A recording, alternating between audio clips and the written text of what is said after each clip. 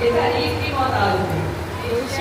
مومنوں نے کرامی کیونکہ مجلس اب بات کی ہے تو ایک چیز بیان کرنا چاہتی ہوں کہ پوری دنیا میں ایک چیز آپ کی آزادی اور اختیاری کی علامت ہے.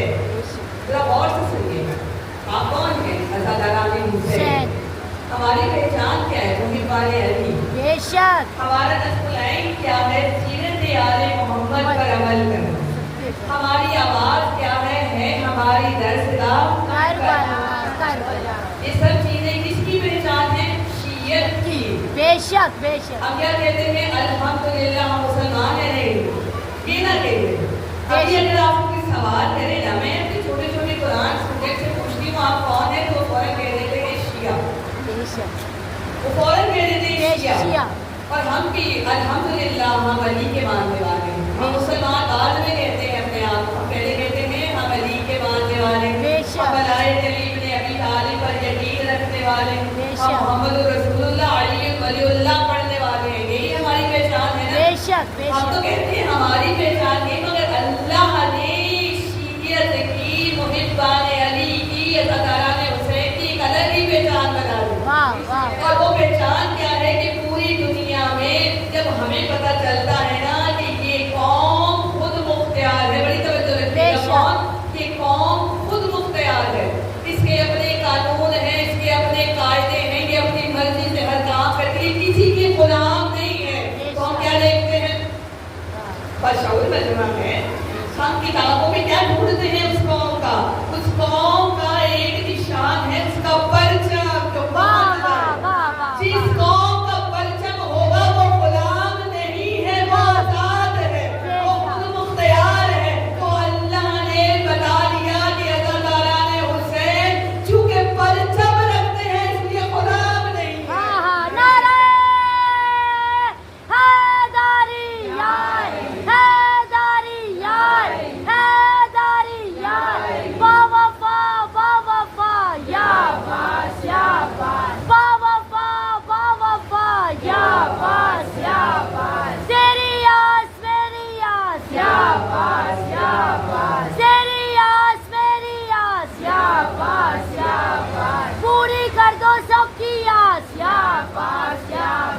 پوری کر دو سب کی آس. مولا عباس کی شان پر بلندر صلوات. اللہم صلی علی محمد وعلی محمد. جب میدان جنگ میں دو لشکر آمنے سامنے ہوتے ہیں نا، تو سامنے والا لشکر طاقت میں، قوت میں، شعور میں، علم میں اور اپنی ملک کی سربراہی میں کتنا طاقتور ہے کس سے پتہ چلتا ہے؟ جتنا بلند اس کا پرچم ہوتا ہے. اگر تو لشکر کی سربراہی علمدار کر رہا ہوتا ہے تو سامنے والا گھبراتا ہے کہ چونکہ یہ فوج، یہ لشکر علم رکھتی ہے اور علمدار بھی رکھتی ہے تو لڑنے میں پہل مت کرنا. اور یہ کس نے بھیجا؟ یہ علم کس کی نشانی ہے؟ یہ علم کہاں سے آیا؟ دیکھیے کچھ سوچ کر ہی اللہ نے، اس کی ہر کام میں مصلحت ہے، اس کے ہر کام میں حکمت ہے. کچھ سوچ کر ہی علم بلند ہوئے نا. سوچ کے دیکھیے ہم اور بھی بہت سی خیالات برآمد کرتے کہ نہیں. ہم تابوت، ہم جھولا، ہم بی بی سکینہ کا تابوت، ہم امام حسین کا تابوت، ہم شبیہ ذوالجلال. بڑی توجہ رکھیے گا. مگر مومن کی پہچان بھی مومن کا گھر ہے، علم سے ہے. یہ مومن کا لشکر ہے، علم سے ہے. یہاں پر آج مجلس اور جلوس ہے کیونکہ وہاں علم لگے ہوئے ہیں. یہ امام بارگاہ ہے کیونکہ علم لگا ہوا ہے. یہ علم کوئی عام چیز نہیں ہے. یہ علم کوئی عام گھر میں لگانے والا پرچم نہیں ہے. ارے ہم تو اپنے ملک کے پرچم کی اتنی عزت کرتے ہیں اور بجا کے یہ علم کی جس کی بنیاد کس نے رکھی؟ اللہ کے. بڑی توجہ رکھیے گا، میرے جملوں کو ضائع نہ کیجیے گا. جو چیز وہاں سے آتی ہے وہ اس کی حفاظت کا ذمہ لے لیتا ہے.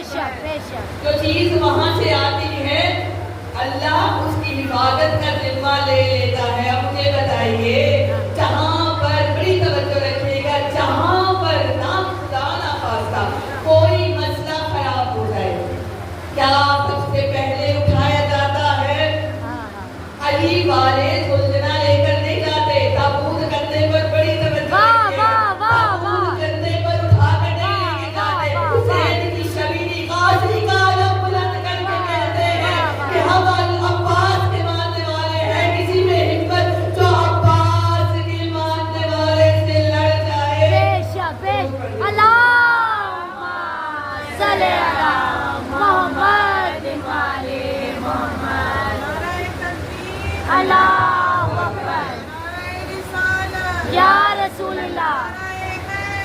یا علی یا علی یا علی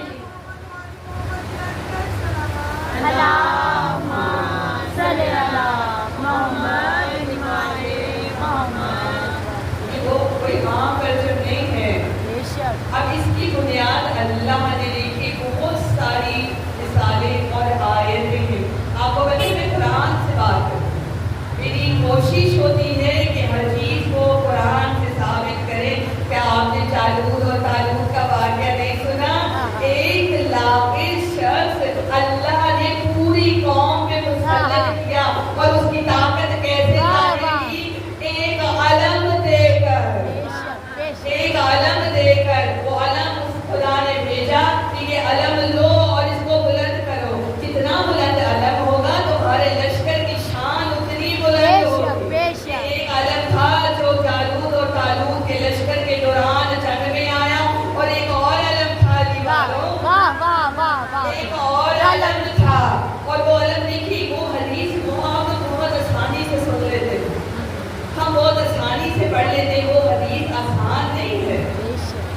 جو حدیث قدسی ہے دیکھیے اللہ کا کلام نبی کے پاس آیا بیان ہوئی لیکن قرآن میں نہیں ہے مگر حدیث قدسی.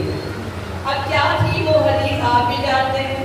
کیا تھی وہ بات آپ بھی جانتے ہیں. لیکن یہ کیوں نہیں جانتے کہ 39 دن تک فتح کیوں نہیں کیا. یہ کیوں نہیں جانتے. یہ کیوں نہیں ہمیں پتا کہ 39 دن تک فتح کیوں نہیں ہوا. دیکھیے ہر جنگ میں ہر غزوے میں نبی نے کیا اعلان کیا؟ ہر گھر سے ایک مرد نکلے. ہر گھر سے مال جمع ہو.